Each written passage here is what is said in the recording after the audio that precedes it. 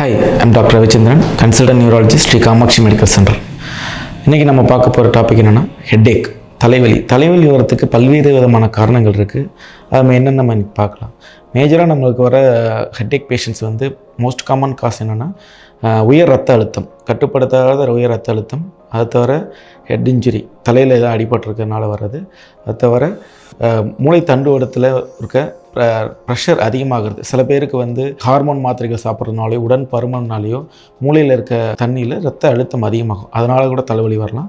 இன்னொன்று, அதே இதில் ரத்த அழுத்தம் மூளையை சுற்றி இருக்க அழுத்தம் கம்மி ஆகிறதுனாலையும் இந்த தலைவலிலாம். ஃபார் எக்ஸாம்பிள், இந்த சிசேரியன் பண்ண பேஷண்ட்ஸுக்கெல்லாம் முதுகில் அனஸ்தீசியா கொடுப்பாங்க. அதனால் வந்து அந்த முதுகு தண்டுவோட நீர்னு சொல்லுவாங்க, அது லீக் ஆகிறதுனால தலைவலி வரலாம். இதை தவிர தலையில் கட்டிகள், சர்க்கரை வந்து ஒரு ரத்தத்தில் அதிகமாகிறது, அதை தவிர ஜென்ரலாக உடலில் ஏற்படும் மற்ற பிரச்சனைகள், அதாவது தூக்கத்தில் குறைட்டு வர்றது, உடல் பருமன், மற்ற மாத்திரைகள், இதனால் கூட தலைவலி வரலாம்.